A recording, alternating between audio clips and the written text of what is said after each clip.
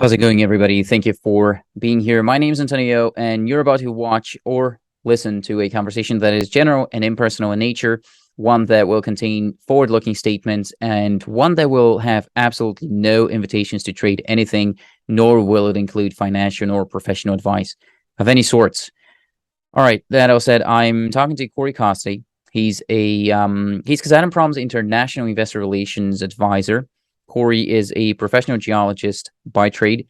He's worked with Cameco for some 17 years, and he's also done a lot of stuff within Cameco. He's worked on, I believe, 3 or 4 continents. He's been in the industry for over 20 years, as I said, so I'm hoping he's going to have some insights for us hungry speculators here today. So that all said, Cory, thank you for being here, sir. Hey, thank you for the invitation. No, it's an exciting time in the industry, and like you said, coming up on 20 years this year in the industry, and now having been flipped between the 2 biggest producers, as you said, from Cameco, and now the last 4 years working with Kazatomprom. It's been a long time coming to see some shift and some transition. I think you can pretty much across the industry right now hear all the kind of the most senior talking heads talking about how this is unlike any conditions they've seen in a long time in this industry. So it is an exciting time. Sure. Yeah. Say 20 years in the industry. What did you start when you were 10?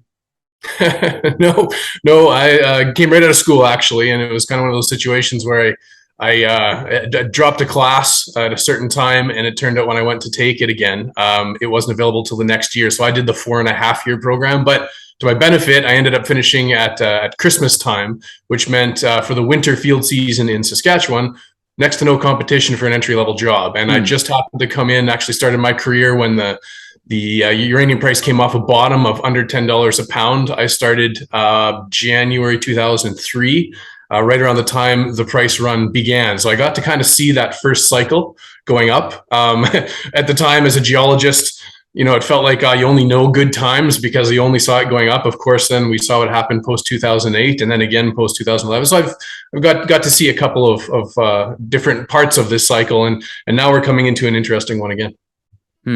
How does this time feel to you relative to when you were starting out? You're probably thinking about it. Oh, hey, I'm seeing this, or I'm not seeing this.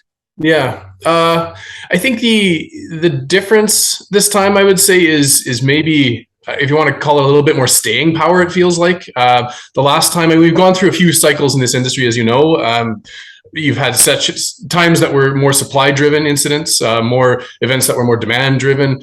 Back when the last big run up to in 2007, that was driven by supply concerns. Then when it started to recover after 2008, coming up on 2010, that was demand concerns with China, massive build out.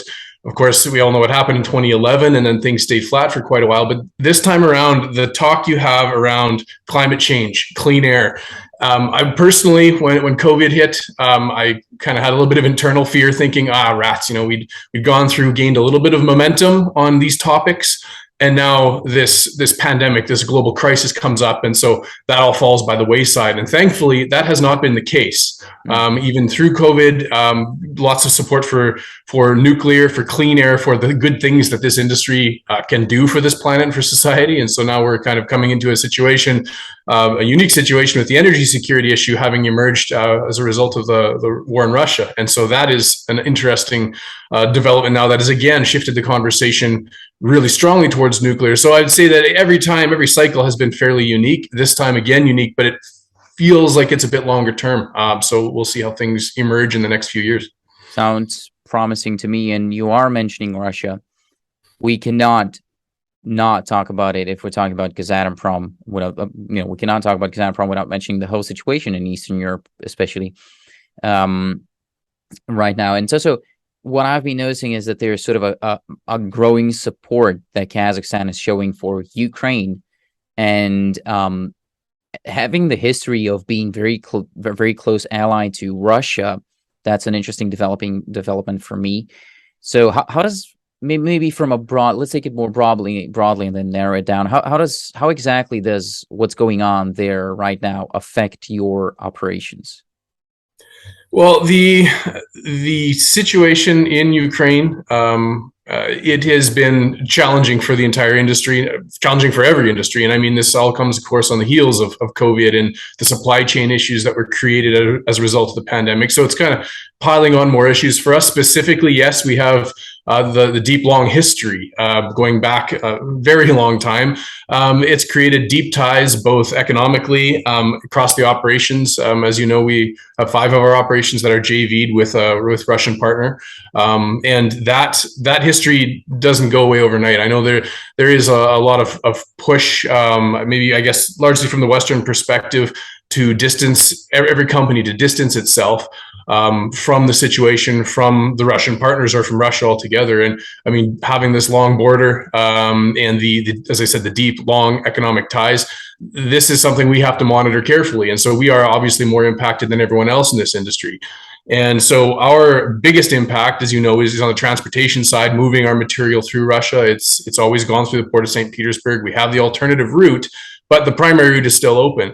And so, I mean, even thinking of our partners, we have partners who aren't as comfortable moving material through that. You have Kazakh origin material with another nationality's flag on it. Well, you have other political concerns when you're passing that material through Russia. We have the benefit there of having that long history, that we have less of a concern in moving it through there until we can't, essentially, until there's some issue. So we'll use both routes, but the biggest thing for us is definitely on the transportation front. A secondary maybe impact would just be on that reputational side. Is something we have to monitor very carefully. We saw immediately after these events began the risk off selling, the movement of capital out of not just our Central Asian region, but really just out of Europe back to North America, and a lot of shares got hit. We saw that way back in February, March, and we're really sitting at that level still. It is a significant geopolitical discount, but I mean, from our perspective, that discount was in place since our IPO, because this was an uncertain region, a new IPO out of this region. So it's been a long time impact, but at the same time, now we have a kind of a doubling down. We feel very discounted compared to where the market is going and the opportunity when it comes to Kazatomprom, the largest producer in the world. 40 to 45% in any given year of world productions coming out of Kazakhstan. 20 to 25 is to Kazatomprom's account, our share from our partnered operations. So the biggest impact for us then is monitoring the situation, being very careful to ensure that nothing that we're doing puts us and our investors at risk. And that's the path that we're going to stay on. But I'd say that's definitely the biggest impact for us. Okay. That's interesting that you should mention these things, because I want to talk about all of them. I do want to target what's been happening sort of very recently, maybe even the news hit today, I believe, that Kazakhstan is more and more choosing a side in this fight. Most recently with them saying that they won't recognize the voting happening in Ukraine. So where do you think that places the country in terms of the threat of it being invaded by Russia, just like Ukraine got? Is that something that you've analyzed internally? Is that something you're talking about? Could it affect your business? Well, obviously, a big potential impact on the business, but I'd say that generally speaking, we don't get too far into discussing the politics. We do stick with the industry discussion, the company discussions. You're not going to ignore that risk, of course, but in terms of internal analysis, no, we don't jump too far into that. I mean, that's obviously at the highest political levels, and they would know what they're doing when they're making those comments. It's not just the non-recognition of the vote that's pending, looming here, but even going back further than that, we had President Tokayev that was at an economic summit in Russia, who plainly said, we will follow the UN policies and guidelines and the UN perspective on this, and that's not going to change.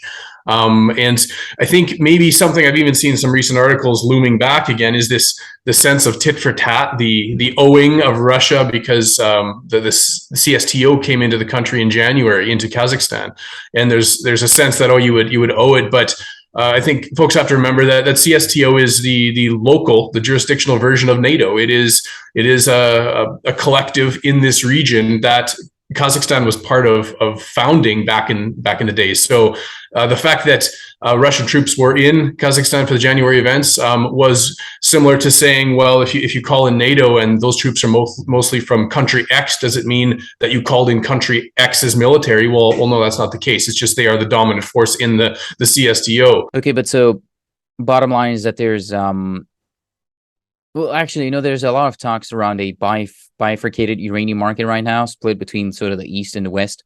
But so bottom line is that you're not expecting nor that you're not experiencing, but nor you're expecting to experience any pressure from either side to maybe contract exclusively with them. Like you don't expect Russia to come in and say, hey, from now on, you only sell into the East and not into the West. Is that? No, and we do hear that the chatter of East versus West, and I think the perspective we take is no, it could end up being Russia being excluded or some certain countries. But as far as a full East versus West, it's difficult to even understand the logistics behind how that would work. It's one thing to have differential pricing between different facilities, different conversion facilities, as we've seen over the last number of years. But once the material's at those facilities, differentiating the material there is a very complex issue. But in any case, I think that we can say that our customers are not giving us any direction specifically about the route, for example. We're still moving it through that route as long as it's getting to the customer at the other end.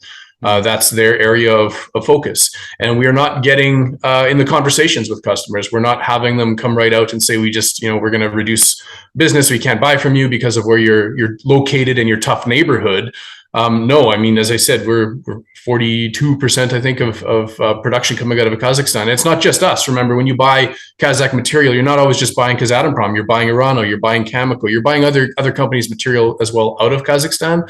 And so that kind of bifurcation is not something that we're seeing at this point. Now, sanctions, anything else comes into play, that things could change overnight. We could always see changes there. But at the moment, no, we're not seeing things trending that way. And we're definitely not hearing it in the conversations with our customers. Okay, let's talk about that potential, though, about that theoretical scenario, because as you said, there are no current bans on Russian uranium, meaning Rosatom, by the way, as you mentioned, you had 5 joint ventures with. Yeah. They have been so far excluded from that. Though some recent talks have emerged. I don't know if you saw that, and they were deleted, of potentially the Ukrainian Energy Ministry having talks with the U.S. Energy Secretary and stuff like that. So it seems like the risk might be rising there.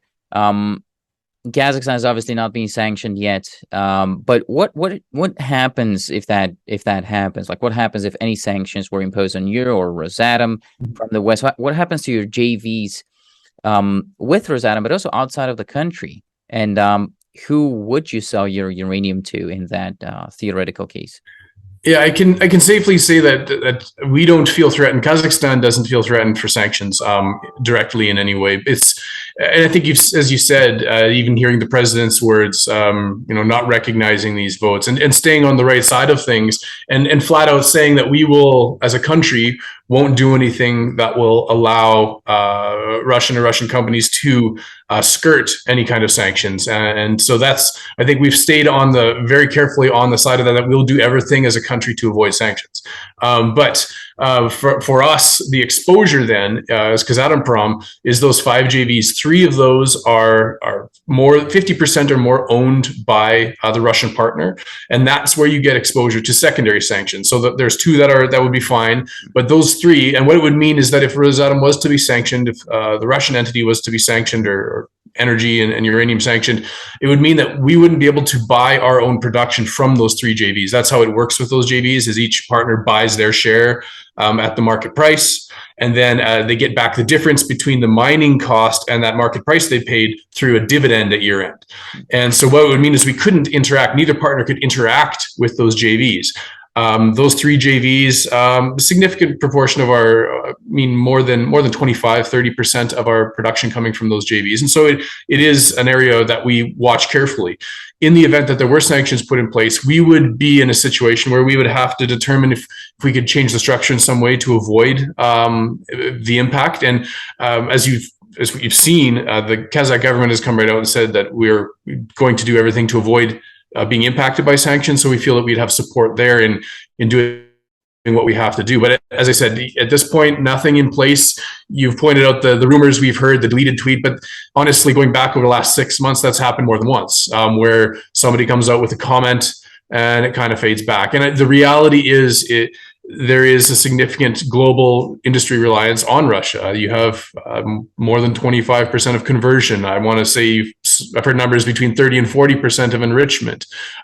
Significant services. Now, the uranium side of it, not so much. Russia needs its native produced uranium and the domestically produced uranium, as well as what it gets from the JVs in Kazakhstan. It needs that for domestic purposes, for its own nuclear fleet and power in the country. So they're not exporting a lot of uranium. It's those services that are of concern. So every time somebody raises that, I think folks step back and then consider the timelines to shift those services to other jurisdictions. If that's the case, if there does want to be a reduced reliance on that part of the world, then it's going to take time to build the capacity and conversion and capacity enrichment. Perhaps, as you've probably read, shifting from underfeeding to overfeeding to at least create some additional capacity on the enrichment side. But these things take time. And so if you're going to shut it down overnight, you have to have plans in place for what you're going to use as an alternative. But as you pointed out, it's always a risk. We see it cropping up in the news left and right, and it's something we do monitor carefully. And we, again, would do everything, especially the commitment to customers, we would do everything we need to do to avoid disruptions to our business, just like any commercial entity would. Under normal conditions, though, absent of sanctions on you or any trading partners that you might have, where do you expect most of your contracting to come from throughout this cycle once you're at full capacity? Is it China with their new storage facility? That's, by the way, right on the border of Kazakhstan. Yeah. Is it the West because of our storage shortage of production, or what do you think? Maybe the best is to step back briefly to before the IPO. So Kazatomprom has faced a challenge over the past, well, really since inception, since 1997. There is a transfer pricing law in Kazakhstan that requires any material, any extractive industry material sold to be reset to the market price annually. Well, as you know, nuclear industry, the fuel cycle, very long-term contracting takes place. So you would certainly have some customers who want good line of sight to their costs. So they're looking for a fixed price contract, for example. Well, Kazatomprom historically couldn't engage effectively in that kind of contracting because we would have to reset the price every year. So in 2017, just before the IPO, we established THK, our trading arm in Switzerland. And through that setup, we sell to them and they can sell to the market in really exotic terms, anything the customer wants. So we can be much more responsive. And then when we went to the IPO in 2018, part of our strategy in terms of communicating our story and our competitive advantage was that, yes, we had a heavy reliance on China historically because China, India, Russia, these countries didn't mind dealing with the bureaucracy and the longer term nature of the response to an RFP. If you sent an RFP to us in 2015 as an American entity and needed a response back in a couple of weeks or a month, odds are that wouldn't happen just because it was a much more bureaucratic system in Kazatomprom to respond. Now we're not like that at all, and we can respond very quickly to anything. And so part of the shift post-IPO was to focus on diversifying away from one customer. We had a heavy reliance on those 1, 2, 3 customers. And so the strategy post-IPO was to focus on Europe, South America, North America. And we have had, honestly, a great deal of success in diversifying that. So we're to the point now, I think last year, roughly 50% of our shipments were going to Western customers.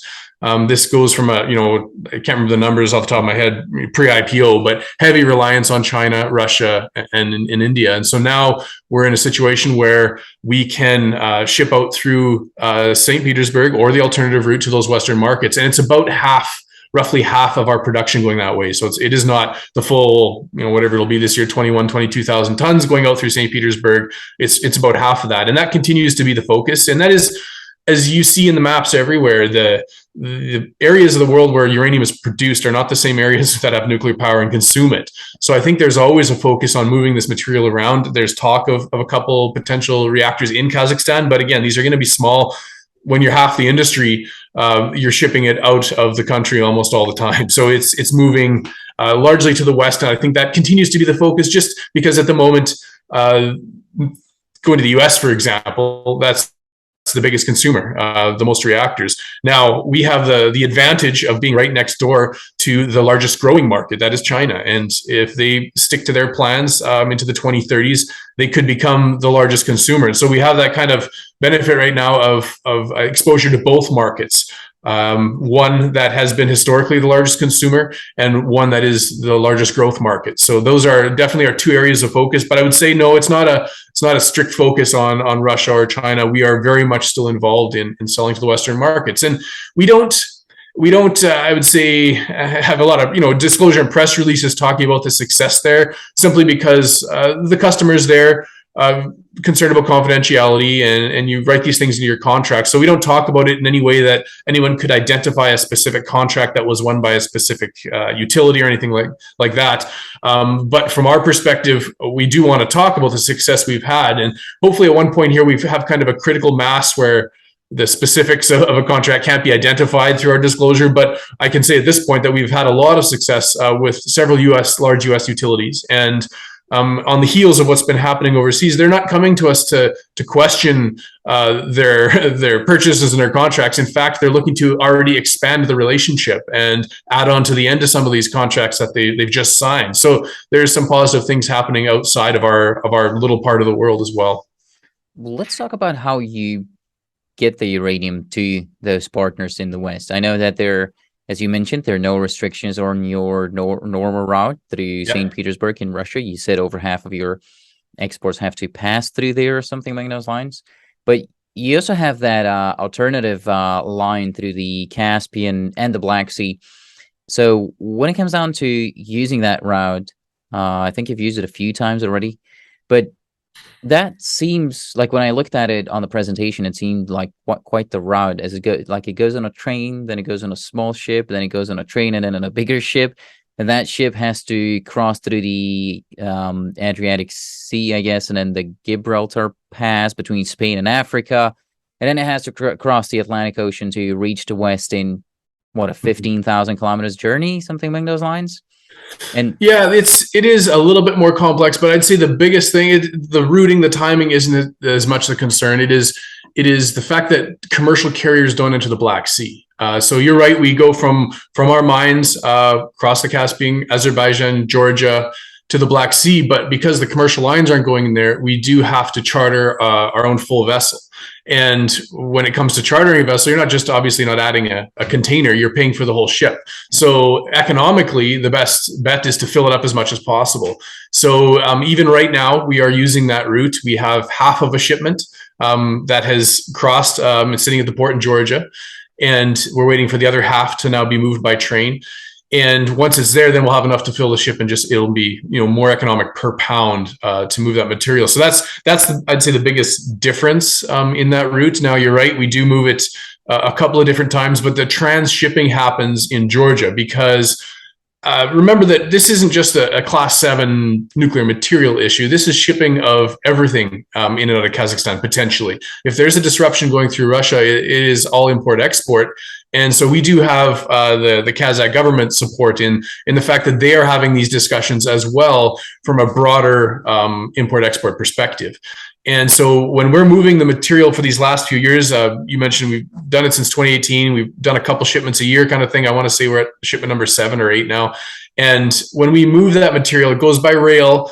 And when it crosses the Caspian, it also actually stays on rail. These rail cars roll onto a rail ferry ship, which is something that these jurisdictions have purchased because of the increase in the use for not just uranium, but for all cargo. So you don't have to remove the sea containers from the train. It rolls straight onto this 7+ decker ship, across the Caspian, rolls back off onto rail, and then it only comes off those train cars once it hits the port in Georgia and out through the Black Sea. Oh, you made me think for a second there. It's 7-decker ship. Wow, that's huge.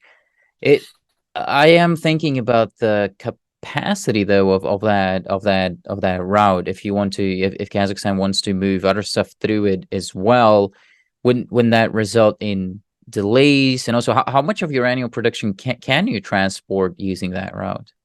Well, remember that this material, well, for one thing, it's not moving a lot. It's not, you're not talking, tens of thousands of containers. Our entire production can move in significantly, a fraction of the actual container shipments that would move through that route. So it's not a huge amount of material. It's also not moving every day.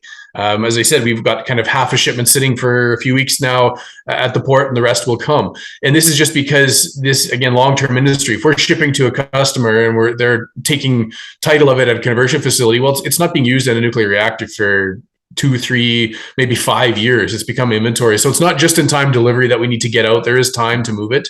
But in terms of capacity, yeah, it's actually more on the permitting front, the permitting and licensing through these jurisdictions. At the moment, we can move, I think it's about 3,500 tons under the permits that we've had, again, since 2018, since we had to move it and we couldn't go through Port of St. Petersburg back then. So that's why we established the route. And that was enough at the time. Now we're on the tail end of the discussions to increase to the capacity we need, not only for shipping our side, but also for shipping some partner material. As I said, the other partners that aren't comfortable moving through the traditional route, they want to be on this alternative as well. And so we're in the final steps of arranging that for some of our partners as well. But as far as capacity, I've sat with ASCAR several times where the answer is quite emphatically no, that we don't have concerns with the amount of material going through because our quantities are not huge. Okay. I also saw that there was some issues with Cameco getting its part of the Inkai production in 2020. Is that does that transporting route and have something to do with the delays, or I mean?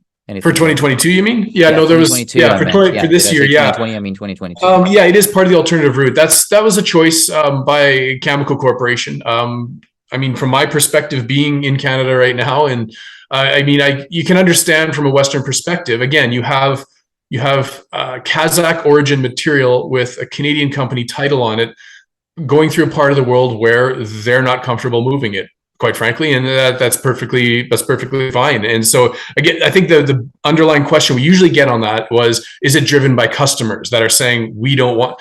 That has not been the case to date, and it is their choice to not want to move it that way, and that's fine. We're working with the countries in between us and the final destination to ensure on that alternative route that we can get the partners involved. So again, we're in the final stages of working that through to get them their material. It's quite the challenge. It's those things that when you flip your switch at night, you don't think about these things, about where it came from. If you have base load, where that uranium went through, you don't think about these things. Yeah, absolutely. Is that TransCaspian route though? Is it in any danger of the current unrest, solar column, between Armenia and Azerbaijan? I can send you, I think I've seen a couple of reports recently, and yeah, the days that started up, we definitely got some inquiries, but no, it's quite a ways south from the rail line that's passing through Azerbaijan.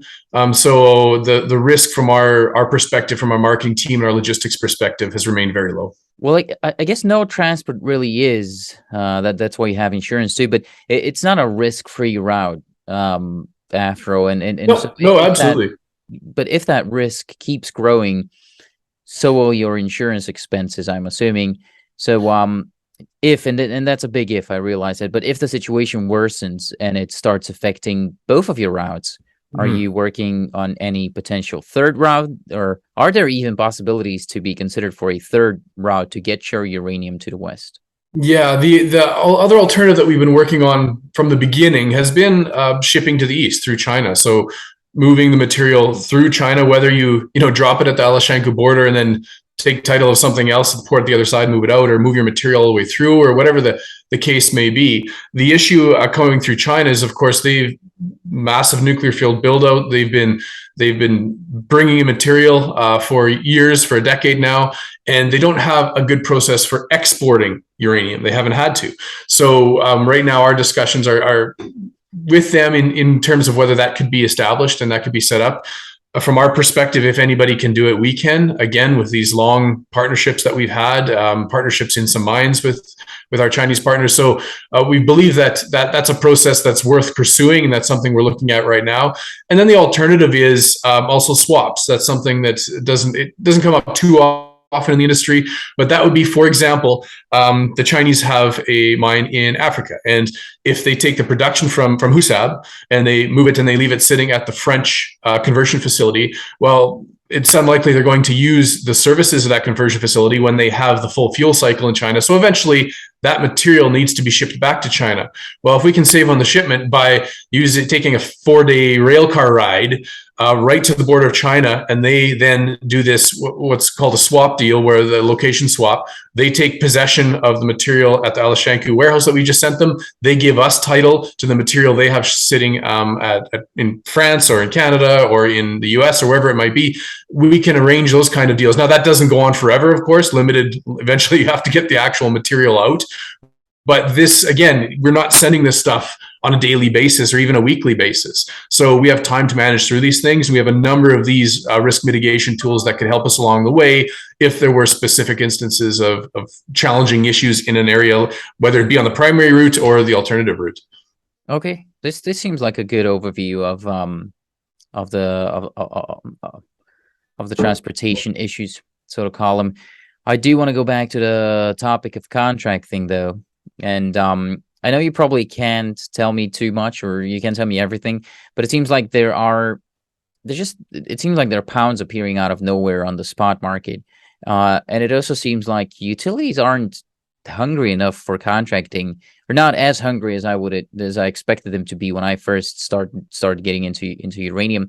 Mm-hmm. What insights can you share with me on that front from your talks with utilities, maybe about how much you think they have in inventory, where they're buying from, and how, just generally, how are they feeling towards the supply shortage of uranium that is presumed by us uranium speculators? Yeah, the current I'd say the current situation has been the last 10 years, as you know, there was a significant amount of overproduction. The world had slowed down on its demand as a result of the events in Japan, and the world's producers, including Kazatomprom, continued to produce at levels that were required for previous demand in the years before that. And so you had this buildup of material that we've had to work through. And I just talked to the marketing team this morning just to kind of get a more recent update, just find out what's happening, make sure everything I'm understanding is still in line with what's actually happening. And they've said that, yes, things have remained fairly quiet on the uranium contracting front. And the reason for this, I put it in the most recent context, is the events in Russia and Ukraine has created, as I said, this issue with services, with conversion and enrichment. So going into the summer, the focus of utilities has been on the tightest pinch points. And that has been, let's make sure we can figure out where we get access for the next number of years for enrichment, next number of years for conversion. And then eventually you come back and you need to get the raw material to put into those services. We're kind of just on the cusp of that, perhaps coming into Q4. But at the moment, things are still fairly quiet. Now, to your question of, going back to when you were maybe started looking at the industry and wondering what's taking them so long, is this industry has forever been in this situation where when uranium price is low, the perception is that the uranium is everywhere. So why would I worry about uranium 5 years from now? When price starts to rise or gets high, that's when, everybody's trying to get through the door at once and contract at once. There's probably some perception out there of not wanting to be that first person to go through the door. But the reality is we definitely have customers seeing the same picture that suppliers do. And both sides are seeing this pinch point, this tough situation coming from a primary production perspective coming at the end of this decade. We have to, as an industry, find virtually a Kazatomprom, which is as I said, our 25% of global production. You have to find that coming to the market on an annual basis in 2030, and no one's quite certain where it's coming from. We have no line of sight to that. Historically, we've gone through a few situations like this, so it is a tough sell when you talk to a customer and say, "Oh, there's tight times coming," and the rebuttal is, you said this before, but you had, last time there was the HEU, highly enriched uranium agreement, where megatons to megawatts, the material that was in warheads was down blended for reactor grade fuel. This happened back in the 90s, right at a time where people, again, were wondering, oh, where's uranium going to come from? There it is. And then with the supply issues that we saw in the mid 2000s with the flooding of some mines, there was, again, this question of, oh, where's all this material going to come from? There's always something that comes along. Kazakhstan in the 2000s came along and kind of, saved the day. Not sure where it's going to come from. Well, there it is. So this time around, we're in the same situation, and you have one side of the table saying, well, you said this before.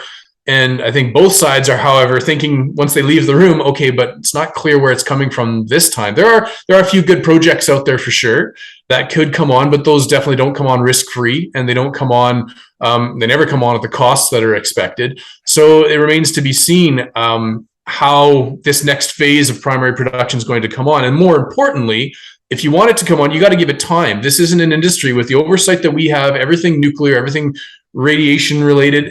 It always adds a lot of layers to the permitting and to the time process. And so you have to start underpinning and supporting from an economic perspective that the development of those projects now, if you want to see those come on, in the early 2030s. And we're not seeing that today. We're seeing radio silence on that side. You're seeing some improvement now, but you really do have to see significant support come, and we're not quite there yet.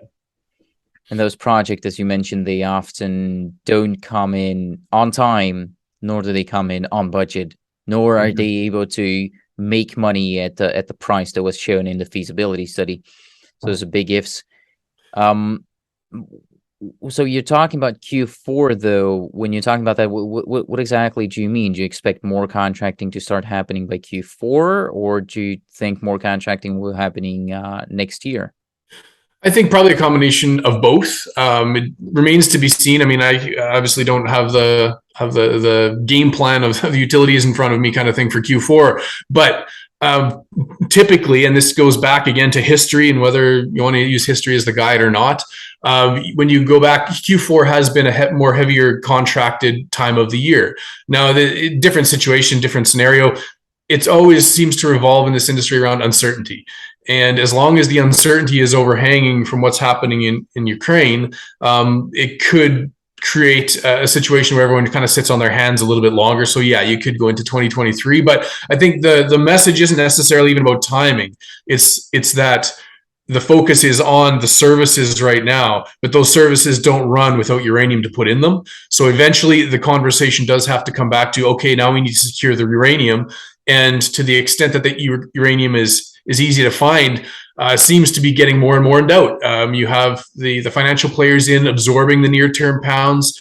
As you mentioned, not sure where they're coming from, and I didn't really answer that question, but those pounds, there's pockets of material around, and it's a matter of the price being right. Hey, even when you go to Japan, the Japan inventory has been locked away for a number of years now. They kept receiving it even though they weren't burning it. And their policy, their federal policy has been to continue using nuclear, so they've held on to it. There are some financial reasons they've held on to it. But if the price is right, when it starts to really rise, there could be pockets of material that come from all jurisdictions, even there. So it's something that we keep an eye on. But at this stage, where is it coming from when it's in the 40s, 50s? I mean, you could have traders with material. Utilities, obviously, unlikely when you see what's happening from an energy security perspective. But there are pockets of material that come out at certain prices. Right now, with the slide we've seen from the 50s into the high 40s right now, talking to the marketing team again this morning, they said, well, it's more based on what's happening in the financial and economic world. There isn't much activity from traders. There isn't much on RFPs. Things still remain fairly quiet. Do you think that maybe the utilities not getting as worried as we might have expected them to be? Do you think that maybe that's a sign of the uranium spot market not being as dried up as we might expect it to be? I would say the spot market specifically. Yeah, spot market specifically. No, I don't. I think it is getting tight, and everyone is holding on to their pounds, waiting for things to improve. I think there's evidence of that every time you see one of the financials step in to buy and the price goes up. There's pressure right away. So I think it's more about just the demand in spot. There is the wide recognition, I think, that the long-term market, the utilities who need that material for the long term can't rely on spot. They have for a number of years, just because, like I said, the price is low. There's material floating around on the merry-go-round of, financial to trader, trader to broker, whatever it might be. Once in a while, a utility would pull some material off that spot market merry-go-round. But as it gets thinner and thinner, and those pounds being passed around become less and less, that's where the utilities now are starting to recognize maybe a bit of security of supply pressure, that you can't rely on buying it this year to put in your reactor 2-3 years from now. You may have to actually lock up that material well ahead of time, because there's more competition for it. And as you said, you're going through the logistical issues, the transportation, everything. So you want to make sure you secure these pounds well ahead of time. And that's something that I think we're seeing on both sides of the table right now, with utilities recognize that as well as us. Has I want to talk a little bit about Kazatomprom's part of that, so sort of the role of Kazatomprom in the spot market. Have you turned down?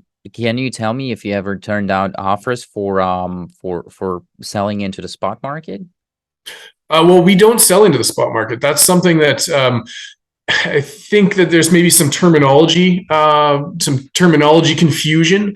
When we say we don't sell into the spot market, we do sell on spot terms in the near term, midterm, long term, but it's to utilities. And when we say we don't sell into the spot market, it means we don't sell to brokers and traders and those players that will take our material and then potentially on the next RFP 6 months down the road be bidding against us with our own material, but without the mining risk and without those other risks that we face. It's kind of de-risked pounds that they now own. And so back in 2017, when we opened THK, we stopped selling to spot. Now THK will make a few offers to brokers and spot, like when there are narrow situations where they want to test the market depth and things like that. But we don't, as a rule, as a company, sell into the spot market. Okay, fair enough. This may sound sort of unrelated at first, but it'll make sense in a second.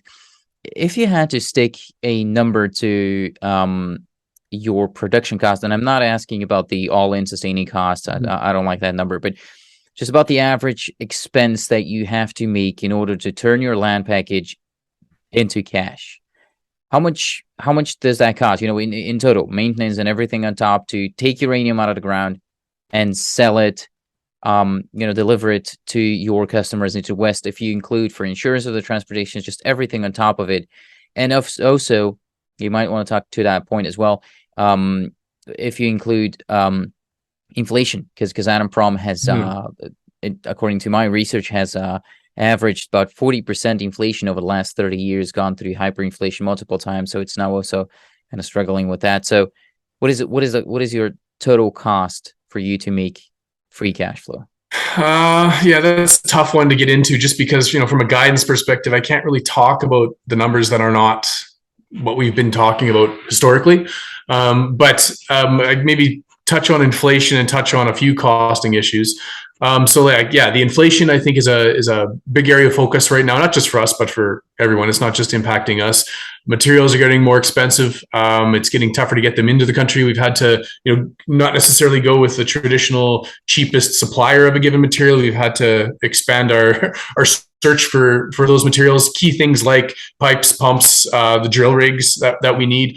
All of those things are costing more. And the biggest one for us would be definitely be our acid. So the acid that we need to use our production method, that is about half of it comes internally through our own facility, and then half bought in the open market. Those prices are rising. That's competition from fertilizer, from other industries that are also using the sulfur. And so that is an area that we are monitoring very carefully, and that's why you've seen our guidance go up. So as you said, don't like the all-in sustaining, but we're generally saying our costs are going from what was about $12.50, I think it was $12.50, $12.60 last year per pound all in, going up to about 16, 17 and a half is what's expected this year. So if you're adding on, as you said, these other selling costs and things, you could go into the low 20s. But I guess the underlying message is, if you think back to when the price was $18 a pound in 16, 17, Kazatomprom was profitable at those levels. We were one of the few that was. And so now we're in obviously a hyperinflation situation and significant changes in the market. Things continue to go up. So, maybe that's just the indication that those $18 days are behind us, thankfully. But Kazatomprom continues to defend that low cost advantage. That is the key message that we get across is, yes, our costs are rising, but we intend to maintain that competitive advantage of being the lowest cost producer. Okay, that seems like quite the bump, though, from 12 to 17 or 16 is 40%, something along those lines. But it's still... I can say it is largely the reagents on the acid and on the materials. The insurance very, very small, and actually that's more of a pending risk. Talking to the logistics team, the message was we aren't seeing a big cost increase in insurance. It's more on the process of insurance, meaning that since they've enacted the war clauses, when we are sending material out, we just have to go to the insurance syndicate every time and say, this is the route that we're planning, this is the material we're shipping, this is when it's going, and they say, okay, yeah, you're still good. And that's down to the coordinates. If you're crossing the Black Sea, you have to be the south, along the coast of Turkey kind of thing, and they need those coordinates. But in terms of that translating to a higher cost, according to our marketing team, that hasn't been the case yet. Okay, and it's still, what I was trying to say is that we can twist it and turn it whatever way, you're still in the lowest quartile in terms of production costs. And that's a great deal for Kazatomprom, for your bottom line, as well as for the dividend that your shareholders are receiving. However, one main concern that I hear when someone brings up Kazatomprom, and when someone really brings up the uranium shortage, is when people would say something like, oh well, Kazatomprom has mothballed production, so when the spot price is high enough, they will swamp the uranium market on shorter term contracts and crash the price. Mm-hmm. What would you say if someone told you that? Well, I think there's kind of two main aspects to examine in that regard. One being that we are already 40-45% of production coming out of Kazakhstan, 25-ish% to our account. We're under no disillusion that the world is going to go 100% Kazakh uranium. And so from that perspective, then you look at market share today, we're not looking to shoot out the lights on increased market share, which may sound funny, but when you're as big as we are in this industry, small in the context of everything else, but big in our industry, that's something we watch carefully. So we're not looking to, significantly grow and increase the share that we have currently in the market. The idea that we would come in and swamp things, that's detrimental to our own bottom line. We brought this strategy in place to attract investors back at the time of the IPO. You couldn't come out there with a story of vertical integration or just being the biggest. Obviously you need to introduce value. So the value, examine the value of the industry. The most value for the nuclear fuel cycle is in the very front end mining, and within mining, it's within ISR mining, and that's our bread and butter. That's our expertise. And so we brought in this strategy of reducing by 20%. Now the question has always been why 20%? Well, we have a limit within our permits at every one of our assets that we can go plus or minus 20% without having to go back to the government. And now this, unlike a lot of jurisdictions where you're getting a permit to produce a maximum amount and you can kind of do whatever you want under that amount, for us, it is a contract with the government to say, we're producing this number of years at each one of these assets. This is how much we will produce. And it gives them line of sight to, federal budgets and things like that. And so we have committed to deliver these pounds. And they've said, well, with operational issues, the unpredictability of ISR, things that could happen over the 25 plus year duration of these permits, we'll give you flex to go higher or lower. And what we did with the strategy is we implemented the full flex down that we could to minus 20% against those commitments to the government. So now we've been operating at that for 2018, 19, 20. We've extended it now through 2023. And now for 2024, the recent announcement is we're going to go to minus 10%, slightly higher. And the reason for doing that is that we have good line of sight that those pounds will wind up in the hands of utilities, customers. Not that we'll, get to year end and, we raised production, but now we've got to, get rid of it kind of thing, or build up a big inventory. We increase this production because we have better line of sight through our long-term contracting that, like I said, we haven't been able to do historically, but we can now and have been able to through this contracting cycle. And so those pounds we feel have a home that they will go to if we slightly increase.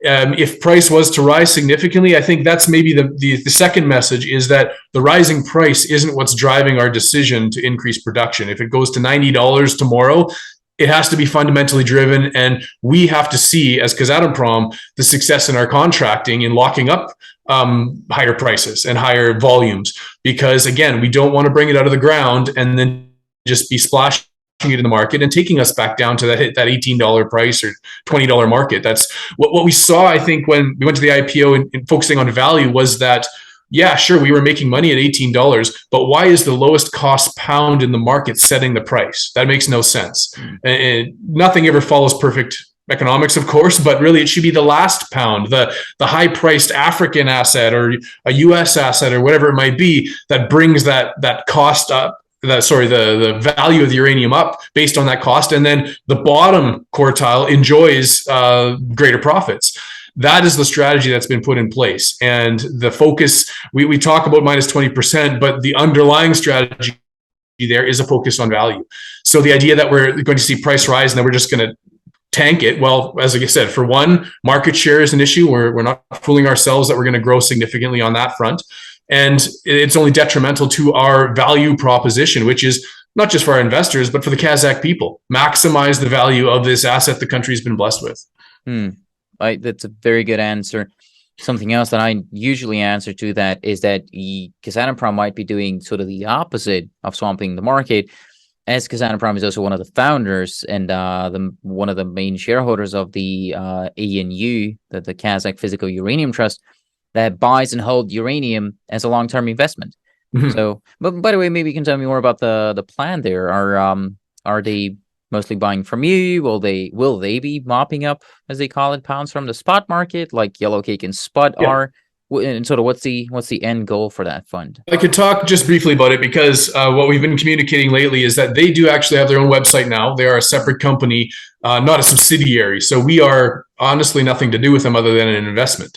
Now, the way we are connected, as you said, is that yes, we have the first rights for sale. They're going to come to us to buy pounds when they raise money. So we were part of the founding share with Kazakh, the investment arm in Kazakh, SK, Genchi Global, which is the fund manager, a very small piece of it, and then us. We founded this with the idea that it provides an investment opportunity for the region.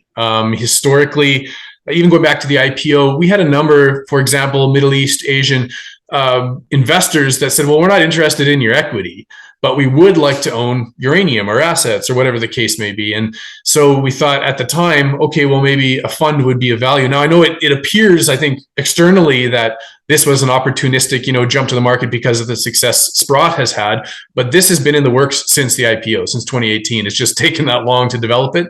So it finally came along last year with a new moving into the next phase, which was buying the initial tranche of material from us. The second phase will be for them to raise money. Now, again, I'm not even current on the information on their website. I've read, I think, anecdotally just recently somewhere on Twitter that someone was on their website mentioning that they seem to be getting closer to raising more money.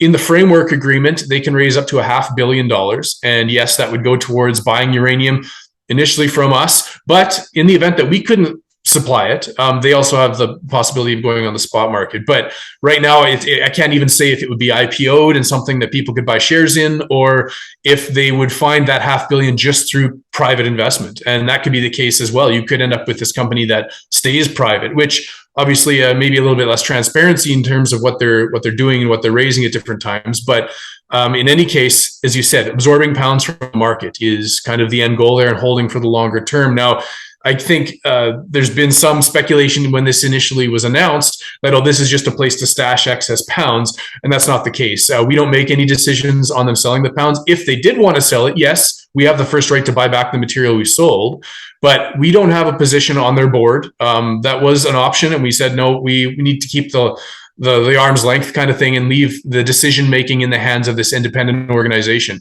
And so, yeah, they are an independent company now.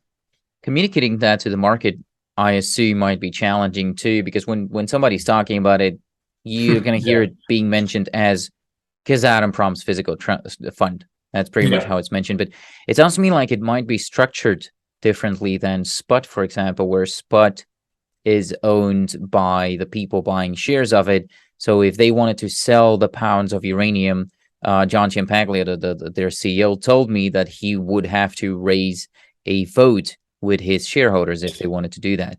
But that's not the case with any, like the board can decide to sell pounds at the current moment?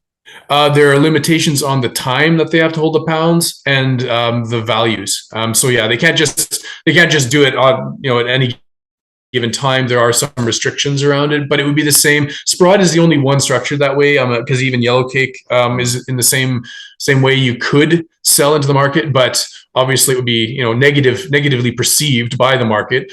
So we don't expect that to happen. But I think the underlying message again is the strategy is long-term hold to benefit from the appreciation of the physical asset, the uranium that you're holding. Okay, fair enough. So in conclusion, Kazatomrom is not planning on swamping the uranium market. Yeah, that's not the plan, no. Let's talk about what your plans are for the future. I recently spoke to a geologist who told me that the land in Uzbekistan, Kyrgyzstan and Tajikistan, if I'm not mistaken, sort of your neighbors, is a prominent uranium exploration ground as well. Do you have any plans to explore around in your neighboring countries, or are you staying focused on Kazakhstan? I can safely say, we don't, like any company, we don't comment on M&A, but I can say that the focus does remain in country, just simply because you take a dollar, right? You take a dollar and you determine where you're going to spend that dollar. And when you're assessing that investment, there's nothing more attractive than investing in yourself, especially in Kazakhstan, right? For us, if you're looking at other jurisdictions, you lose the competitive advantage of being the national company, the national operator in Kazakhstan that gives us first right to all the deposits. Anybody coming in to explore in Kazakhstan, when it comes time to mine, we are the 51% owner. So there is that advantage that you lose if you start to go elsewhere. If you're looking at other mine types, now you're talking about neighboring countries, so these are extensions of our existing deposits. But again, we have some unmined deposits in the country, Budanovskoye, that we're moving along, as well as Inkai 2 and 3, and we have a number of other exploration projects kind of in the back pocket that are known and just need delineation work. So the idea that you're going to take that dollar and spend it outside of the country, I would say is a little risky here at this point, and it would make sense to us. So I would say the focus remains within Kazakhstan. Now, that's not to say if something significant comes along, it's not considered. We consider everything, but the focus is on ourselves and our own assets and investing in those best-in-class assets. Good. As you said, you have prominent ground yourself, stuff that you have to still explore as well. We are almost going into winter here. Kazakhstan is almost going into winter here, so you're probably not drilling production wells due to the weather, I guess. But what are you going to be doing in Q4 and sort of, I guess, Q4 through Q2 of 2023? What are you going to be doing? Yeah, through Q4 and Q1, things definitely slow down. There's still some drilling, some activity, but yeah, it slowed down. Access can get difficult in the winter, so it is a little bit different for us at that time. But I guess what we're doing through this second half is keeping up on the wellfield development. If you get a chance to flip through our handout towards the end, there is a couple of graphics that show the ISR process. And what it tells you is the drill work you do today in Q4 is essentially what drives your production in Q3, Q4 of next year.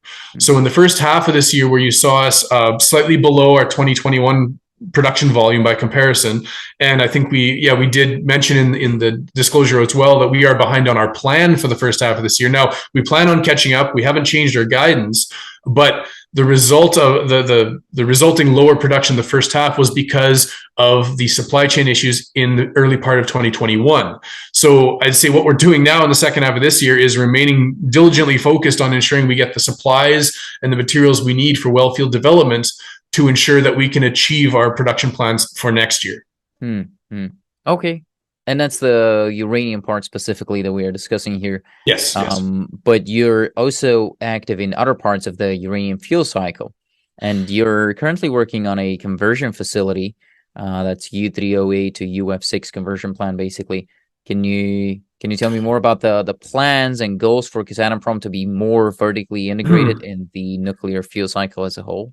Yeah, the conversation around the conversion plant is more just, dusting off the feasibility just because of what's happening in the market. There's no definitive plans or internal discussions about, big vertical growth or anything like that. It's more just we're seeing what's happening in the market, especially in the conversion space with the prices, with their capacities. So it's something you want to be ready for should the opportunity come along. We have the technology in our back pocket that we've got through a number of negotiations and deals with Canadians, with the French, with others, that we can build that facility if we saw the capacity. But the thing you have to remember right now is, yes, there is very much a tightness, a bottleneck on conversion, but you also have Honeywell in the US that is not even running yet. That's coming on. You have capacity available for Cameco.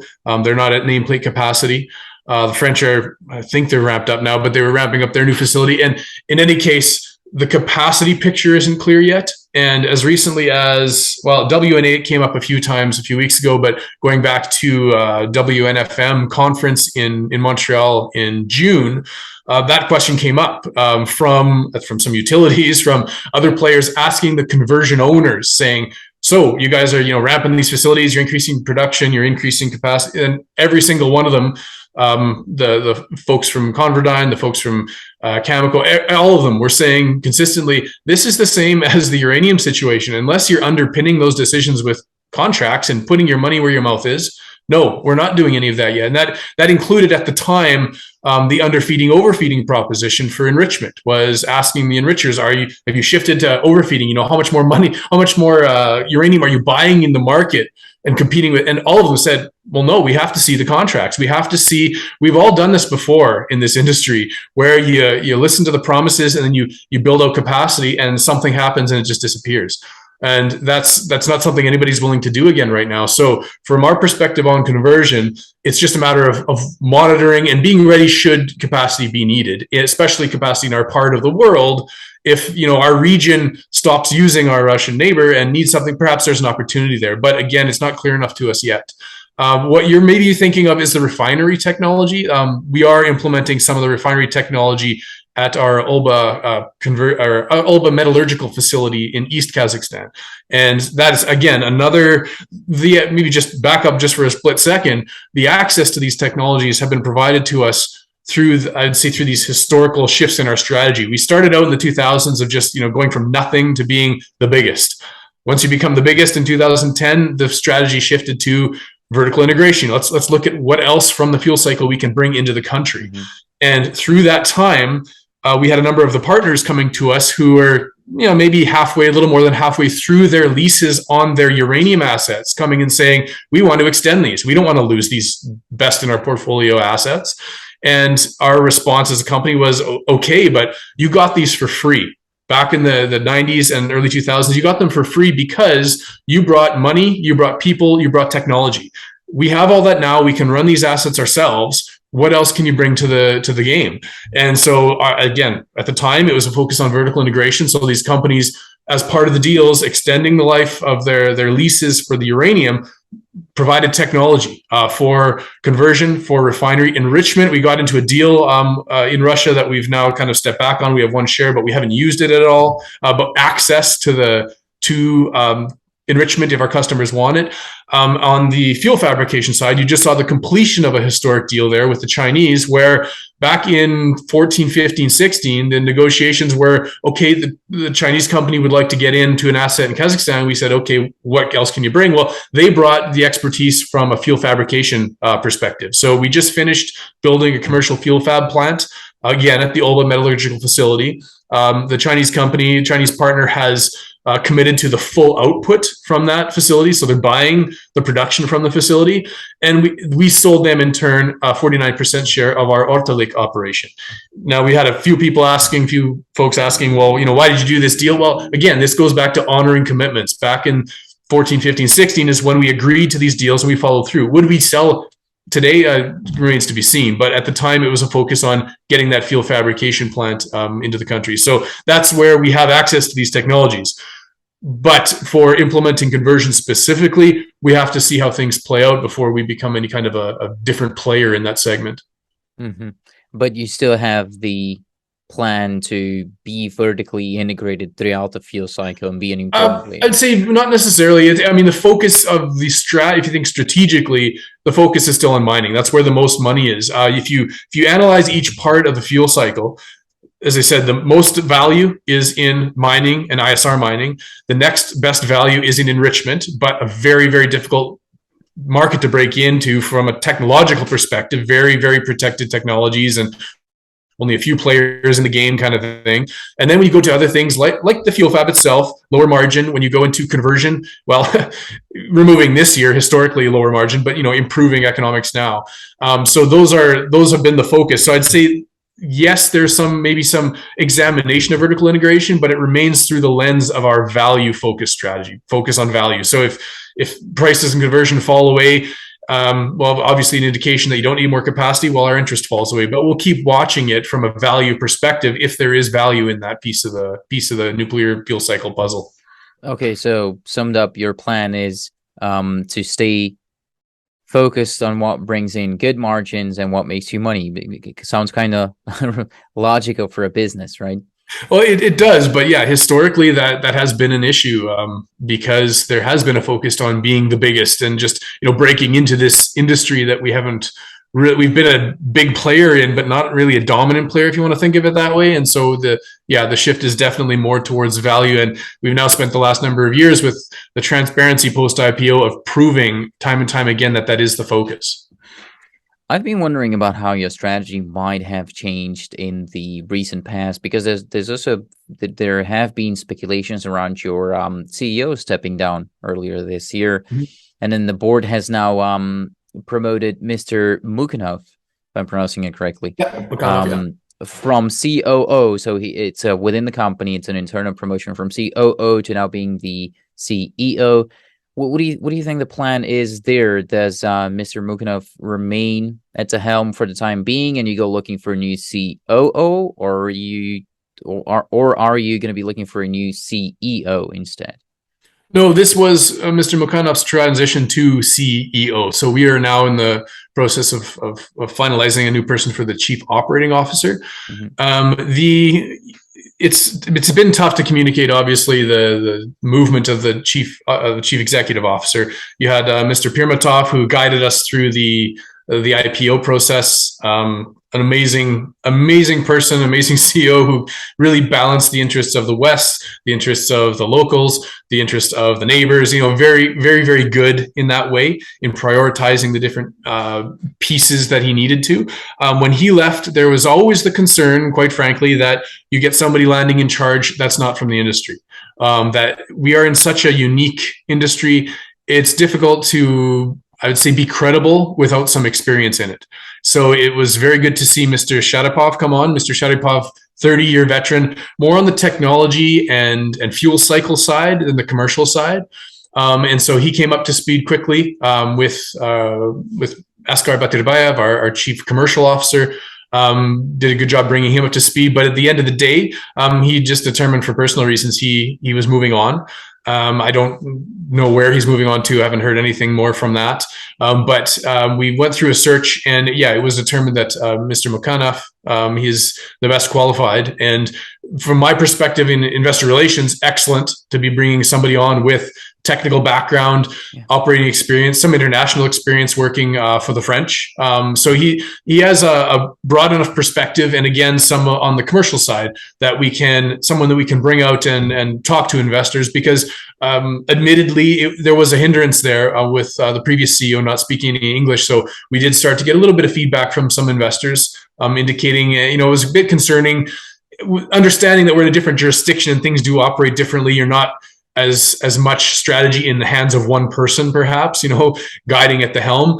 But Mr. Shadipov couldn't engage as frequently. So the hope now is that we will get Mr. Mukhanev more involved and in talking to investors, and English speaker, very qualified, long history in the industry. So again, this is great to see somebody coming in that has that experience. You're not just introducing somebody new that really doesn't understand the fuel cycle.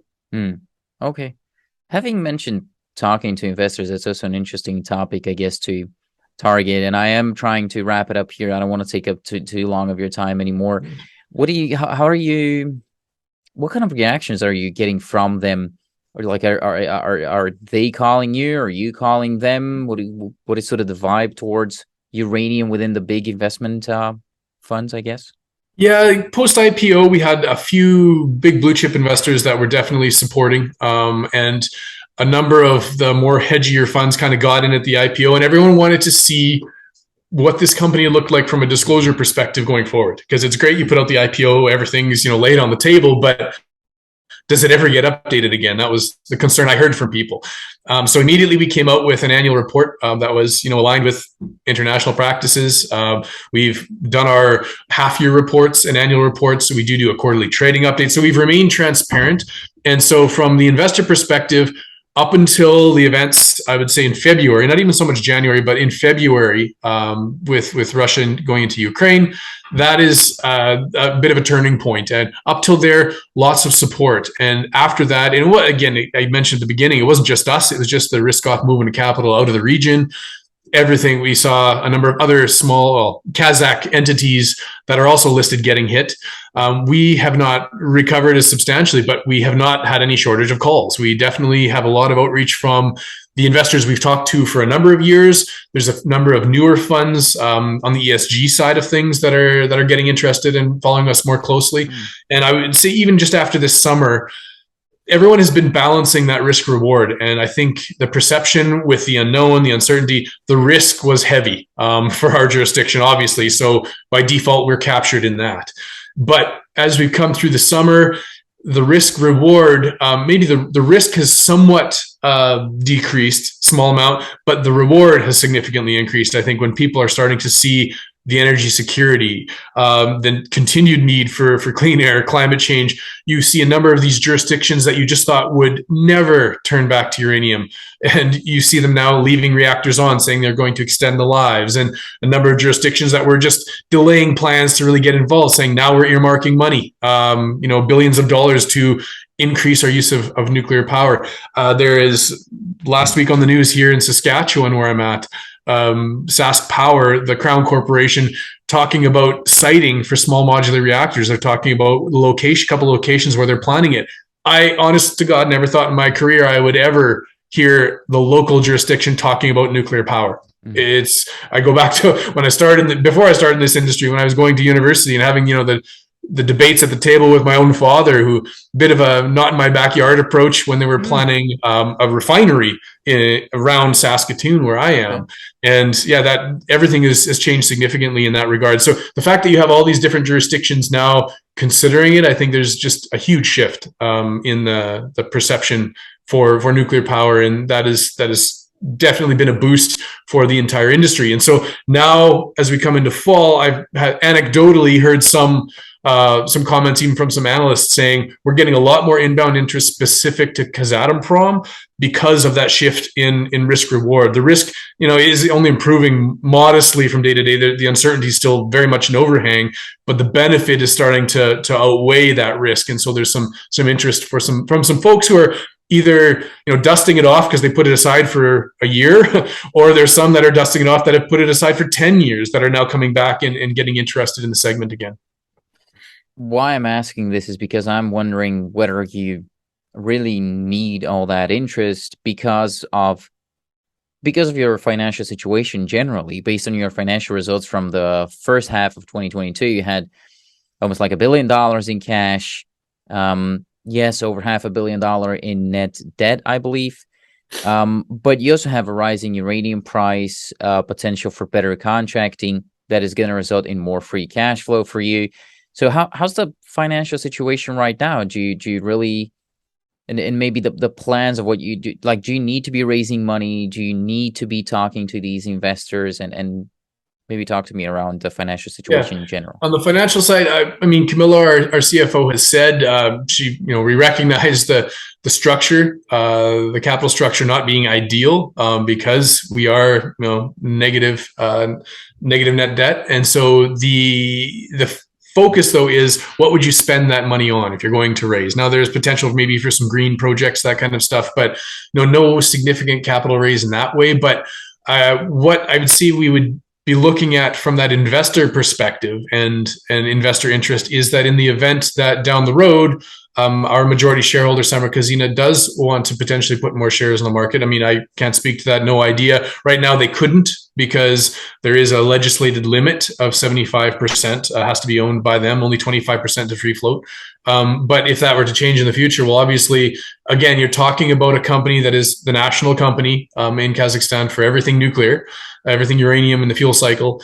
And it's about maximizing the value for the Kazakh people. And so in the event that there was potentially a greater sell down, you want to have that maximum value for the Kazakh people, which means maximizing the share price. So it's not going to, I mean, just all that to say, we're not going to slow down on our communications and the transparency, because it is important to us that the share price remains supported for the future, because I would say that there's always that opportunity for SK and for the company to maintain that exposure and that strong financial position.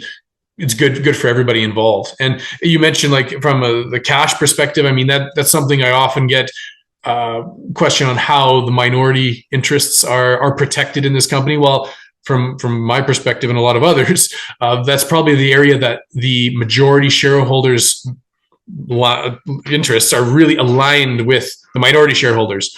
They want that dividend, they want the cash out for the national fund and such. So yeah, that is a place where both parties are of the same perspective, I think. Cory, this has been great. I think I've gone through most of the questions that I wanted to ask here. It was a very nice conversation. Is there something that you came here hoping to talk about, but I failed to bring up? No, I think you really covered it all. I mean, it's supply right now. It's supply chain inflation. It's the logistics of moving the material through Russia and the risks there. So no, I think we really covered everything. I could maybe just mention that because of the improving situation, the pandemic around the world, unfortunately short notice, but we are going to plan an analyst day. It's going to be, well, both in person in our offices. I think we've done a survey. We got about 8-10, so far that are actually coming to Kazakhstan to visit investors. And so we're going to have an analyst day. Planned is for October 26th. And then we're going to have a tour for a couple of days. We're going to take those who came out to a couple of operations for the 27th, 28th. So maybe I'll just throw that plug in there, that you can expect something coming in the coming days here from our IR office to indicate that this is the plan, and to mark your calendars. Shorter notice, unfortunately. You love to do these things back in June, but the reality is we just didn't know what things would look like. And now we have enough clarity that we think we can get people in, and we can get people to the operations if they're interested. And we will have that investor day. The analyst day will also be virtually broadcast. So obviously those people that are in person can view it as well. Awesome. Thank you for that update, Cory. And I really appreciate you investing in time with me. Yeah, anytime. I'm happy to follow up with another conversation at any point.